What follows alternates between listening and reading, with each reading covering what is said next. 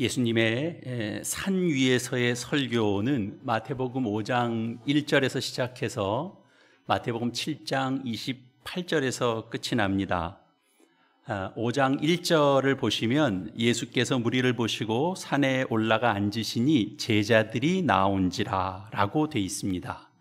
그래서 이것을 보면 예수님께서 제자들만을 대상으로 해서 설교하시고 가르치신 것 같습니다. 그래서 어떤 사람은 이 산상설교, 이 산상수훈은 모든 신자들에게 요구되는 그런 가르침이 아니고 제자들처럼 특별한 사명을 받은 사람들에게만 해당하는 것이다 라고 주장하는 사람도 있습니다. 그런데 우리 오늘 함께 본문으로 봤습니다만 산상설교의 끝인 마태복음 7장 28절은 이렇게 되어 있습니다.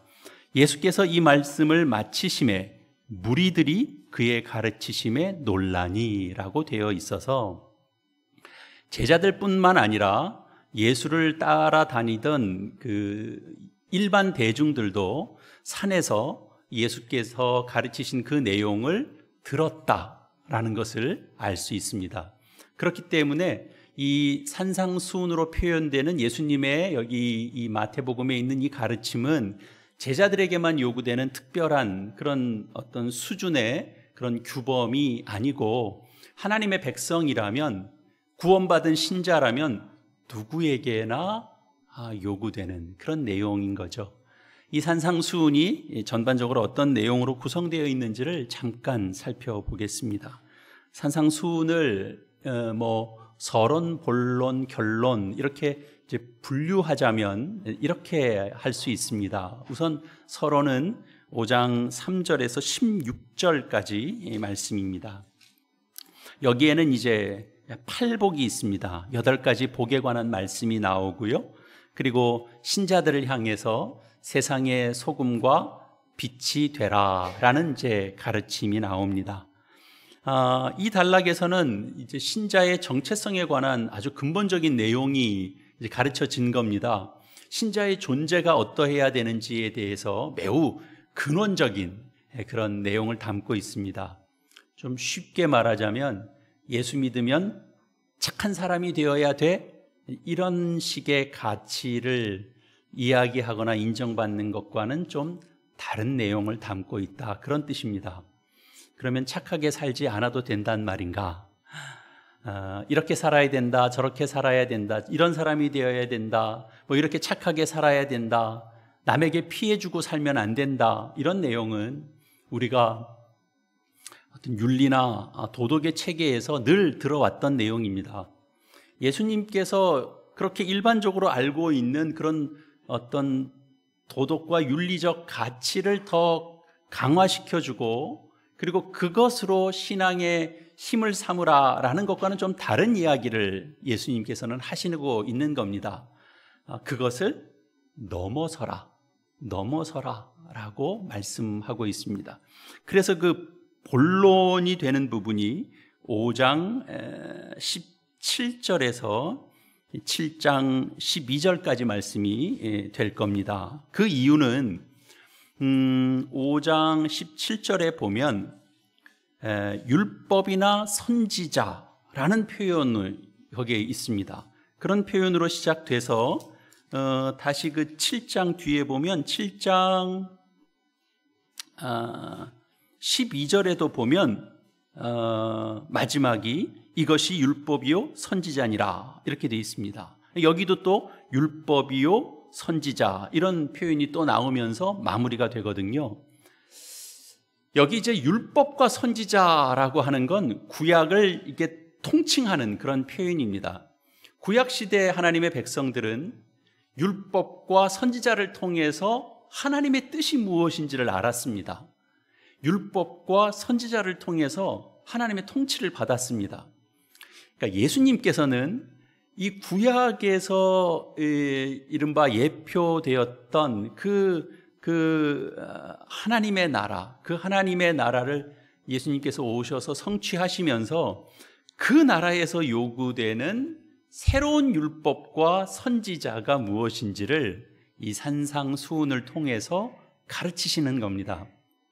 다시 말하면 구약 시대에 이스라엘 백성들에게 했던 이 율법과 또 예언자의 역할을 이제 신약 시대 이후로는 예수님의 가르치심, 이 산에서 가르치셨던 그 말씀, 이 산상수훈이 그 역할을 감당하는 겁니다. 그러면 그 5장 17절에서 7장 12절까지의 내용이 어떤 내용이었는지 담겨져 있는지를 아주 간략하게만 좀 보면 5장 17절에서 20절까지는 이제 하나님의 나라가 요구하는 그 의로움이 얼마나 철저한가 그런 걸 이야기합니다. 율법학자들이나 바리새파 사람들이 율법을 지키고 그들이 이제 의롭다고 하는데 하나님 나라에서의 의는 그것보다 더 나아야 된다라는 겁니다. 그것을 더 넘어서야 된다라는 겁니다. 그래서 이제 5장 21절 이하에서 이제 48절까지 내용은 율법에 나와 있는 그 주요한 그 주제들이 있거든요. 가르침이 있고, 그런데 이제 뭐 살인에 관해서, 간음에 관해서, 맹세나 보복에 대해서, 사랑에 관해서 이렇게 언급하면서 이 하나님 나라의 법이 얼마나 철저하고 근본적인 것인가 하는 것을 가르치십니다. 그러니까 구약에서의 율법이 외적인 행위와 관련된 것이라면 예수님께서 가르치신 내용은 행위 이전에 인간의 내면의 문제를 예수님께서 친히 다루십니다. 6장의 이제 1절에서 4절까지 내용은 자선을 베풀 때는 어떻게 해야 되는지, 또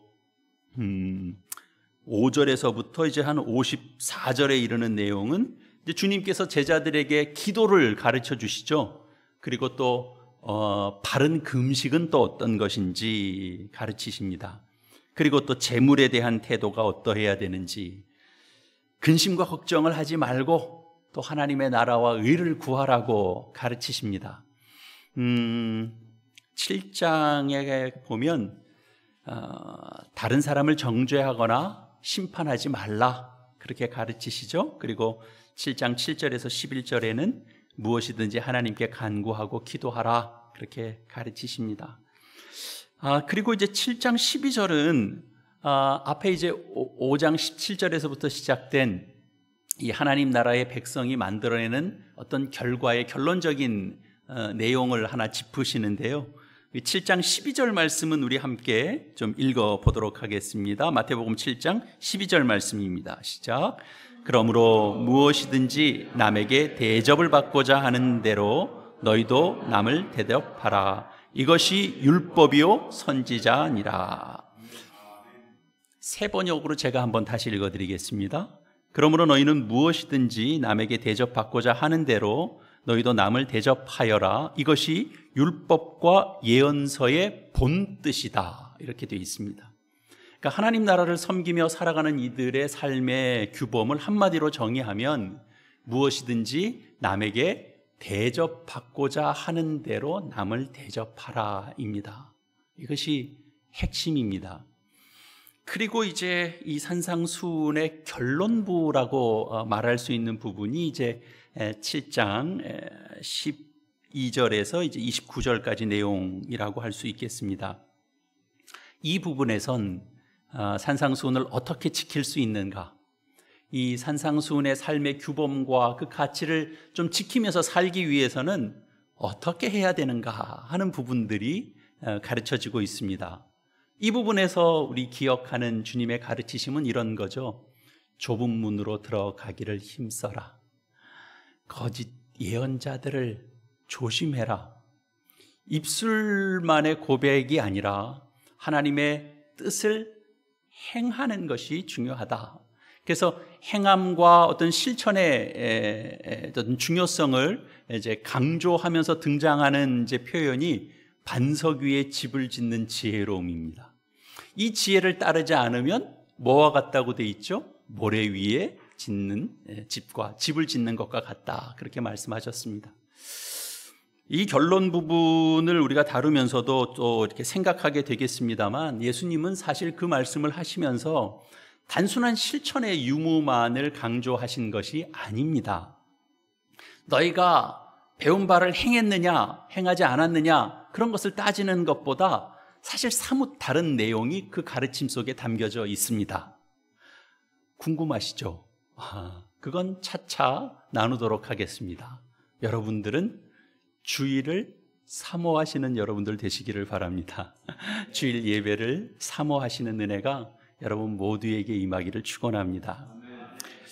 오늘은 이제 하나님께서 하나님 백성들에게 이 산 위에서의 가르침, 이 산상설교를 주신 이유가 무엇인지, 이 산상수훈을 어떻게 지킬 수 있는지, 이런 것과 관련해서 이 공동체와 개인의 역할이 어떤 것인지, 이 가르침은 개인에게 준 것인지 공동체에게 준 것인지, 이런 부분들을 좀 생각해 보려고 합니다.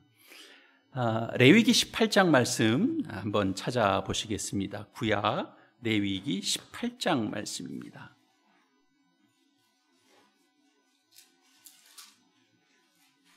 레위기 18장 1절 이하의 말씀 좀 읽겠습니다.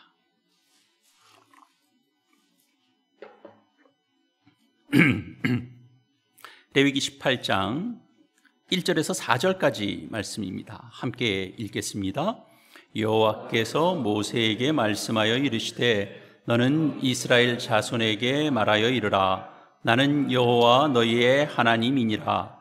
너희는 너희가 거주하던 애굽 땅의 풍속을 따르지 말며 내가 너희를 인도할 가나안 땅의 풍속과 규례도 행하지 말고 너희는 내 법도를 따르며 내 규례를 지켜 그대로 행하라. 나는 너희의 하나님 여호와이니라. 아멘. 하나님께서 이스라엘 백성을 애굽에서 이끌어낸 그 해방시킨 목적은 더 이상 노예 생활하지 말고 자유인으로 하나님의 말씀에 순종하는 거룩한 백성이 되도록 하는 데 있습니다. 단순히 노예 생활에서 해방시키는 것이 목적이 아니고 참된 자유를 가지고 자유민으로서 거룩한 백성이 되게 하려는 목적으로 해방시킨 겁니다. 그러니까 애굽에서 해방되어서 가나안 땅에 정착하게 된 이스라엘 백성들에게 요구되는 것은 하나님의 거룩하심이었고, 이 거룩하심이 무엇으로 표현됐습니까? 율법을 통해서 표현됐습니다. 그런데 이 하나님의 거룩하심이라고 하는 것은 그냥 하늘에서 뚝 떨어진 것이 아니고 그 당시의 세상, 그 당시의 애굽, 그리고 들어가 살게 되는 가나안 그 땅에, 그 도시 국가들 안에 있었던 그들의 풍속, 그들의 규례와 비교해서 나오는 겁니다. 너희는 너희가 거주하던 애굽 땅의 풍속을 따르지 말며 이제 내가 이끌고 갈 가나안 땅의 풍속과 규례도 따르지 말라, 이겁니다. 그러니까 한마디로 무슨 뜻입니까? 너희는 너희가 살던 그 땅, 또는 너희가 들어가서 살 땅, 그 주변의 사람들과 너희는 다르게 살아야 된다라는 겁니다. 하나님 나라에서는 하나님이 왕이십니다. 거기에는 하나님께서 만드시는, 하나님께서 세우시는 법도와 규례가 있습니다. 그걸 따라 사는 겁니다. 그 이유는 우리가 하나님의 백성이기 때문입니다. 이래서 율법이 나온 겁니다. 율법은 개인적인 인격과 실천이 이게 연관되어서 관련되어 있는 것이지만 우선적으로는 공동체적인 성격이 있는 겁니다. 개인의 어떤 규범과 윤리의 문제 우선에 이 가나안 땅에서 새롭게 시작하는 이 하나님 나라의 공동체가 어떻게 해야 되는가에 관한, 그렇기 때문에 공동체적인 실천을 요구하는 겁니다. 마태복음의 산상설교, 이 산상수훈도 마찬가지입니다. 하나님께서 하나님 나라를 선포하셨습니다. 그리고 그 하나님 나라에 들어온 사람들은 그동안 그가 살아오던, 그가 어떤 환경, 어떤 위치에서 살았던 그곳에서, 그 지역에서 영향받고 살던 그 어떤 문화와 관습과 풍속과 그 규례들을 따르지 말고 이제 너희는 하나님의 백성이니 하나님께서 세우시는 하나님 나라의 풍속과 규례를 따라서 살아야 한다라는 것을 예수님께서 가르치시는 겁니다. 그 규례의 내용이 산상수훈입니다. 그런데 우리가 산상수훈을 보면 이 레위기에서 주어졌던 그 율법과 그 핵심된 내용은 동일한데 좀 다른 게 있어요. 레위기의 율법은 대체적으로 규범에 관한 겁니다. 이런 것 먹지 말아라, 이런 건 먹어도 된다, 이런 건 해라, 하지 마라, 안식일에는 이렇게 해라, 종을 대할 때는 이렇게 해라, 제사를 드릴 때는 너희가 반드시 이렇게 해야 된다.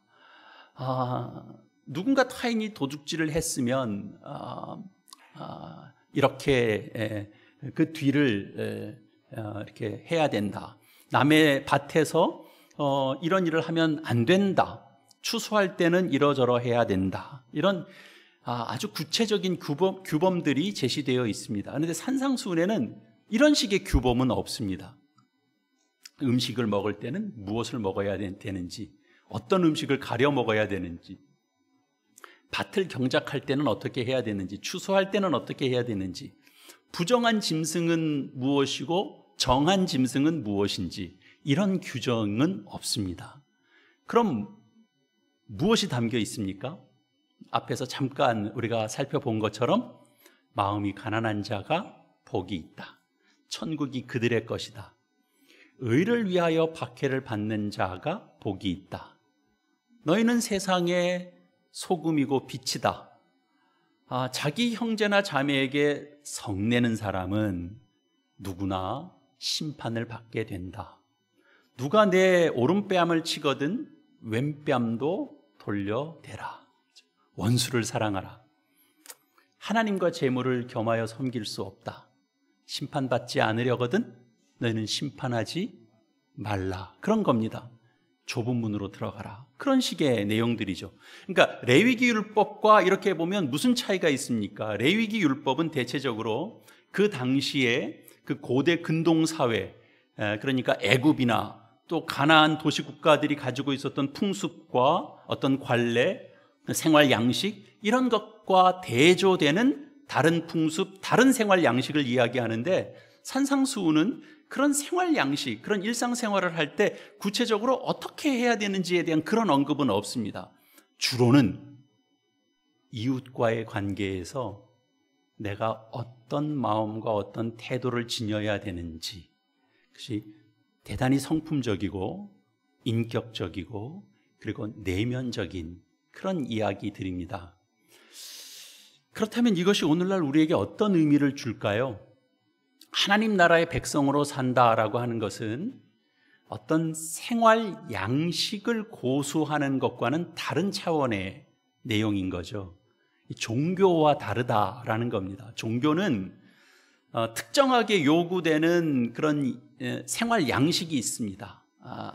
음식과 관련된 것이 있을 수도 있고요, 집회와 관련된 것이 있을 수 있고, 예배의 방식, 기도의 방식, 이런 것과 다 관련이 있습니다.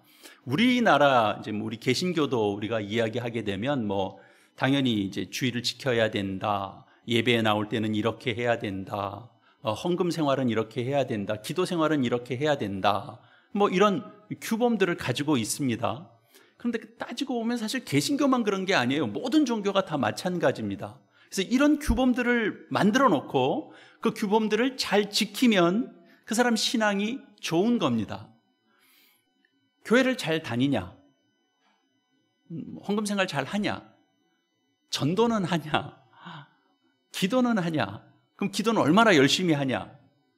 말씀을 가까이 하냐? 말씀 묵상은 얼마나 이렇게 진지하게 철저하게 하냐? 이제 거기서 이제 한 걸음 더 나아가서 목사의 말은 잘 따르냐? 좀 순종하냐? 이런 것들로 신앙을 평가하고 그리고 재단합니다. 이렇게 하는 게 다 나쁘다는 얘기가 아닙니다. 근데 그렇게 하는 이것을 가지고 모든 신앙을 평가한다라는 거죠. 외적인 평가들도 그 안에 있을 겁니다. 이건 사실 종교 생활과 관련된 부분들입니다. 그러나 하나님 나라라고 하는 것은 이것을 넘어섭니다. 예수님께서 계속 그 말씀을 하실 겁니다. 산상수훈에서 이야기하고 있는 하나님 나라의 백성된 삶은 성품적입니다. 인격적입니다.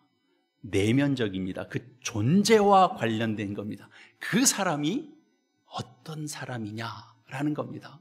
우리 기억하듯이 그 나무에 그 열매가 맺히는 것 아닙니까? 그래서 그 성품과 그 인격과 그 존재는 결국 어디서 갑자기 만들어지는 게 아니고 그리스도와의 관계 속에서, 그리고 그 그리스도와의 관계는 어떻게 나타내느냐? 이웃과의 관계 속에서 그렇게 나타나지는 겁니다. 그래서 하나님 나라에서는 어떤 특정한 관습이나 풍습이나 어떤 문화적 관례나 이런 것들은 사실 상관이 없습니다. 어떤 음식 먹어도 되고요. 지금도 저한테 심각한 질문을 하시겠다고 전화하시는 분들이 있습니다. 목사님, 순대는 먹어야 되나요? 이런 거 꼭 물어보시는 분이 있습니다. 드셔도 됩니다. 어떻게 소리를 내고 먹어야 되느냐, 그런 건 중요하지 않습니다. 손으로 먹어도 되고 수저로 먹어도 되고 아무 상관이 없습니다.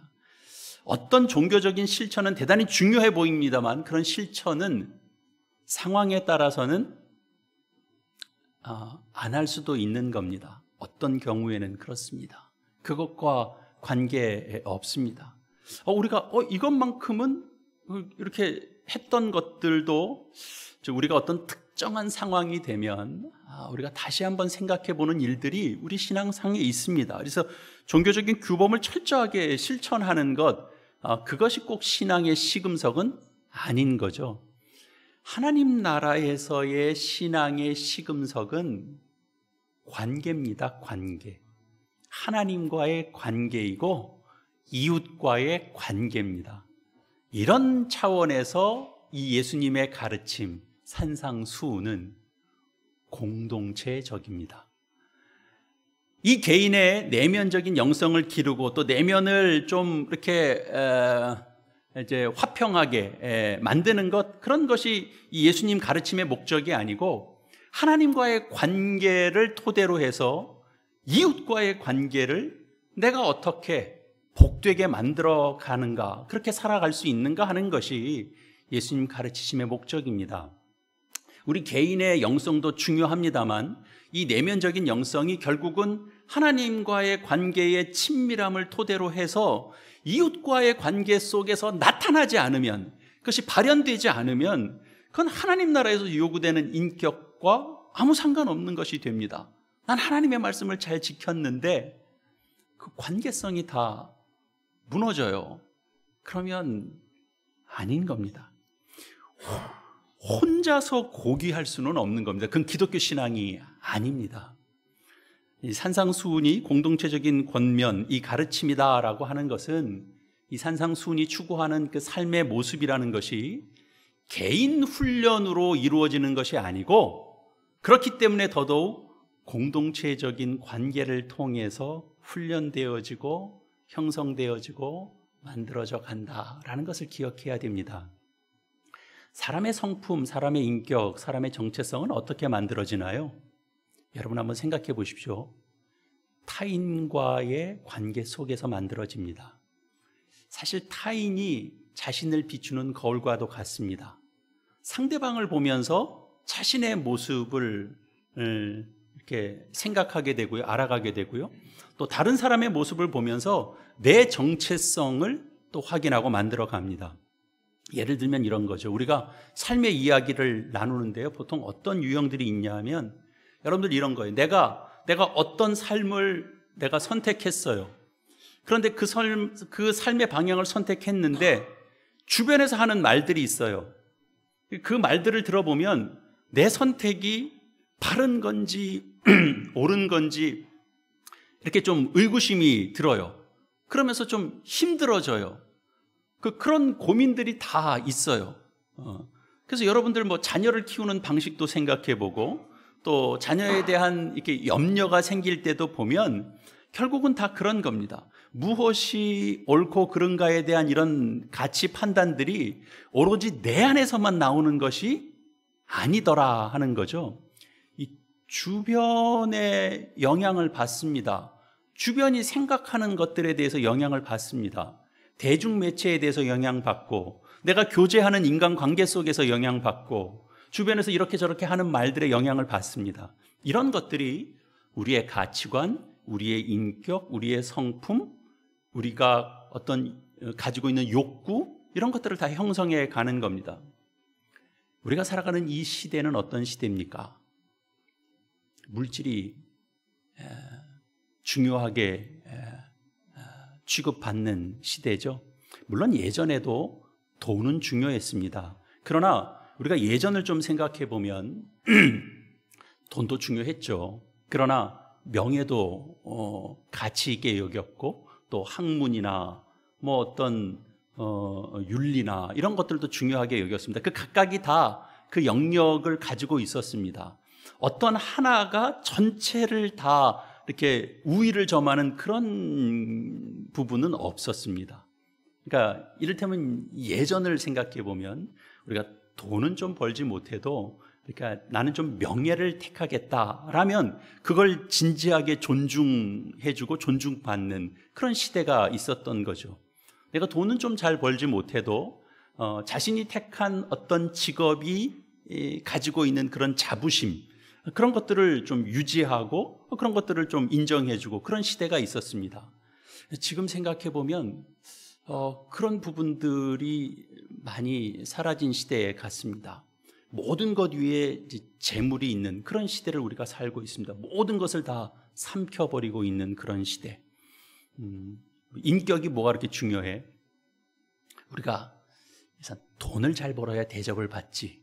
그러니까 우리가 이런저런 것에 영향을 다 받으면서 살 수밖에 없습니다. 그러니까 우리가 그렇게 살고 싶지 않다라고 하면서 우리가 그렇게 따라 가지게 되는 거죠. 안 그러면 불안해지죠. 불안해서 못 살 것 같죠. 여러분, 이런 말 속에 담겨져 있는 의미는 뭐냐 하면, 우리의 인격이나 우리의 가치관이나 우리의 욕구나 우리의 성품이나 이런 것들은 내 스스로 만드는 것이 아니라 우리가 이웃과의 관계성 속에서, 우리가 타인과의 관계 속에서 만들어져 간다라는 겁니다. 산상수훈이 공동체적이라고 하는 것은 이런 맥락에서도 생각해 보셔야 됩니다. 이런 맥락에서 우리가 서로에게 영향을 받는 것으로 우리가 이 산상수훈이 요구하고 있는 인격과 성품이 형성되어져 가고 만들어져 가게 된다라는 겁니다. 그렇기 때문에 교회 공동체가 중요합니다. 교회 공동체는 눈에 보이지 않는 하나님의 나라, 눈에 보이지 않는 하나님의 통치를 실제로는 보이고 만져지는 것으로 경험할 수 있는 곳입니다. 그래서 우리는 이 교회에서 이 예수님의 가르침에 대한 이 가르침을 배우고 마음에 담고 그 내용을 우리의 삶의 내용과 방향으로 삼는 그런 연습을 하게 됩니다. 여러분, 연습은 왜 합니까? 연습은 늘 실전에서 써먹기 위해서 하는 겁니다. 이게 연습이 안 되면 실전에서 도무지 못 씁니다. 마음만 있죠, 늘. 교회가 왜 중요합니까? 우리가 교회로 모일 때 주님께서 가르치신 말씀을 따라서 우리가 연습한 것을 한번 실전에서 해본 것, 그랬던 삶을 우리가 함께 나누고, 그리고 서로 격려하고, 그리고 서로 위로하는 겁니다. 우리가 서로가 서로에게 계속적인 영향을 주는 겁니다. 우리가 그렇게 해야 우리가 이 예수님께서 가르치신 이 산상수훈의 이 인격과 성품과 그 가치관들을, 그 방향들을, 그 목표를 우리의 내면에 담을 수 있습니다. 우리 내면에 우리의 것으로 가질 수 있습니다. 우리가 예배가 중요합니다. 예배에는 당연히 하나님이 중심이 되어야 됩니다. 그러니까 하나님께 내가 집중했다, 나는 예배에 참여했다, 그리고 하나님께 집중했다, 나는 주일 성수를 다 했다, 그러면 다 되는 겁니까? 아닙니다. 우리가 예배를 잘 드렸으면 그 여러분이 받은 그 은혜로 우리 교우들을 바라볼 수 있어야 됩니다. 그 받은 은혜로 우리가 함께 나누고 격려하고, 또 그 받은 은혜로 내 한계를 인정하고 상대방의 한계를 또 이렇게 격려하고 인정해주고 그래야 되는 겁니다. 이 하나님의 나라의 이 질서와 가치를 우리가 붙들고 우리가 그 복을 누리며 살려고 하면, 그래서 가장 무엇이 필요하냐? 우리가 필요한 겁니다. 우리가. 하나님 나라의 말씀, 이 예수 그리스도의 가르침을 내가 이 복을 그냥 듣고 흘리는 것이 아니고, 내가 이 말씀이 살아있는 진리로서 내가 누리려면 누가 있어야 된다고요? 우리가 있어야 되는 겁니다. 믿음의 식구들이 있어야 되는 겁니다. 믿음의 공동체가 있어야 됩니다. 믿음의 공동체가 있어야 되는 이유가 뭐예요? 우리 안에서 지지와 격려가 필요한 겁니다. 사람이 무엇을 지속적으로 듣느냐에 따라서 그 가치관이 형성되거든요. 일주일 내내 우리가 세상이 하는 말만 듣습니다. 그러면 그냥 온통 세상의 가치관으로 우리가 채워지는 겁니다. 당연히 휘말려 갈 수밖에 없습니다. 홍수처럼 떠밀려가는 그런 것에 그냥 우리가 휩쓸려 버릴 수밖에 없습니다. 그런데 여러분 한번 생각해 보십시오. 하나님에 대한 믿음을 가졌다라고 하는 것은 우리에게 대단한 평강이고 기쁨입니다. 우리 안에 안정을 주는 것입니다만, 다른 한편으로는 우리 안에 갈등도 있고 불편함도 있습니다. 하나님 말씀 안 들었다면, 내가 하나님을 안 만났다면 아무런 불편 없이 살 수 있는데 일종의 불편함이 생깁니다. 왜냐하면 하나님 말씀이 담고 있는 그 가치 기준이 우리가 보통 세우는 일반 삶의 가치 기준과 일치하지 않기 때문에 그렇습니다. 그래서 이 불일치를 우리가 좀 불편함을 느낄 수 있죠. 근데 대부분 이 불일치를 어떻게 해소하는가? 어떻게 해소해야 됩니까? 가장 확실한 방법은 하나님의 말씀에 내 삶을 맞추는 겁니다. 그러니까 성경대로 사는 거죠. 근데 이게 가능합니까? 이게 쉽습니까? 어렵죠. 잘 안 됩니다. 그러니까 사람들이 이제 전략적으로 두 번째 전략을 선택하는 겁니다. 내 수준에 하나님 말씀을 맞추는 겁니다. 하나님의 말씀의 격을 낮추는 겁니다. 산상수훈의 말씀을 들어도 이런 말씀은 특별한 사람들, 예수님의 제자들, 사도들, 그런 사람들한테 주신 말씀이고, 나는 우리 같은 사람은 그냥 주일 예배 그저 잘 드리고 그냥 세상 살면서 그냥 나쁜 짓 안 하고 살고 그러면 우리의 신앙 다 하는 거지, 그렇게 생각하는 겁니다. 이렇게 해서 하나님의 말씀과 내 가지고 있는 수준의 차이에서 일어나는 어떤 불편함들을 해소하는 겁니다. 그렇게 생각하고 그렇게 받아들이고, 그래서 불편함은 없어지는 것. 여러분, 이게 제일 큰 문제입니다. 그러면 다시 한번 확인하죠. 그러면 신앙은 뭡니까? 불편함, 그 부담감을 빨리 해결해 버리지 말고 그 불편함을 견디는 것, 그것이 신앙입니다.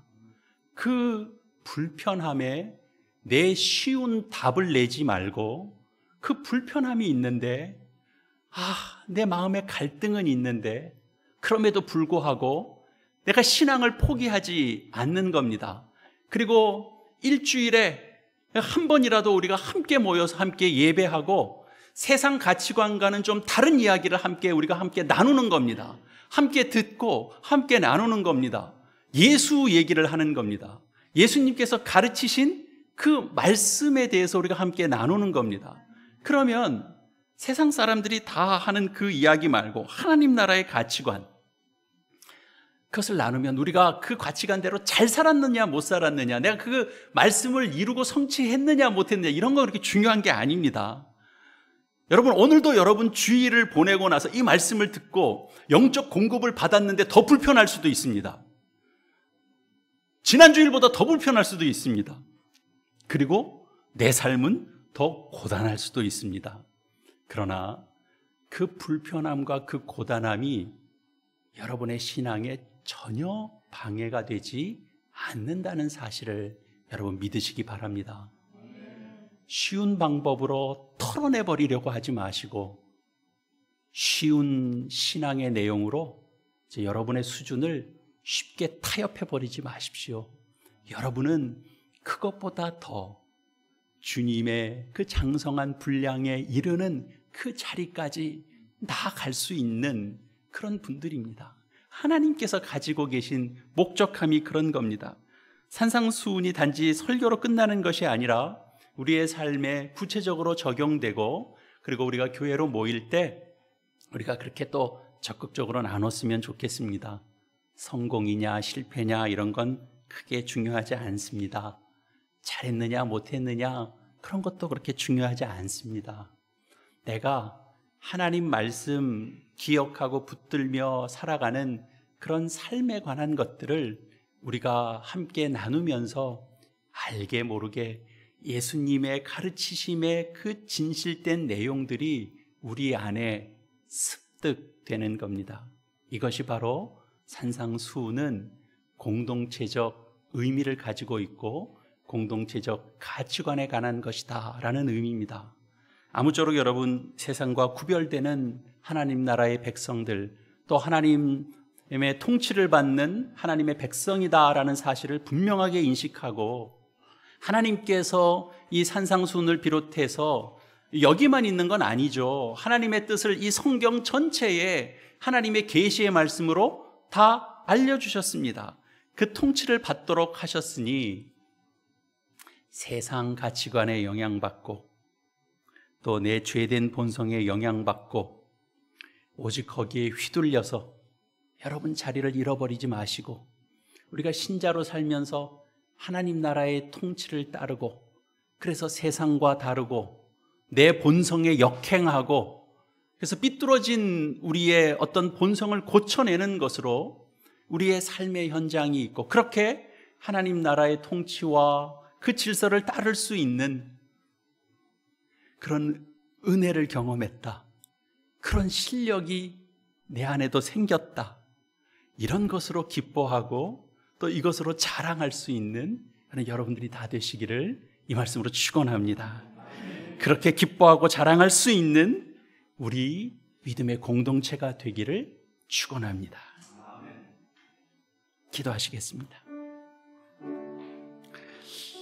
하나님 나라의 통치를 시작하시고 또 그 나라를 알리시고 그 나라의 복된 백성이요 시민으로 불러주시니 감사합니다. 그 백성으로 살아가도록 주께서 가르치신 말씀을 듣게 하셨사오니 우리 시대에 이 세상이 추구하는 풍속과 규례에 휩쓸리지 않고 세상이 말하고 전하는 그 의를 넘어서는 하나님 나라의 의를 얻고 누리는 자들 다 되게 해 주시옵소서. 그 복됨을 누리게 하시기 위해서 우리로 하여금 교회로 모이게 하셨사오니 이 공동체를 통하여 이 산상수훈의 가르침을 온전하고도 풍성하게 깨닫고 배우고 훈련하는 장이 되게 하여 주시옵소서. 우리 공동체를 통하여 주와 더욱 연합하게 해주시고 주의 가르치심의 그 보배로운 내용들을 알게 모르게 또한 우리가 습득하는 그런 통로가 될 수 있도록 우리 믿음의 공동체를 하나님께서 귀하게 사용하여 주시어서 변화가 있고 자라남이 있게 하셔서 우리가 주의 거룩한 백성으로 살아가는데 조금 더 부족함이 없는 그 크신 은혜를 누리게 하여 주시옵소서. 예수님의 이름으로 기도합니다. 아멘.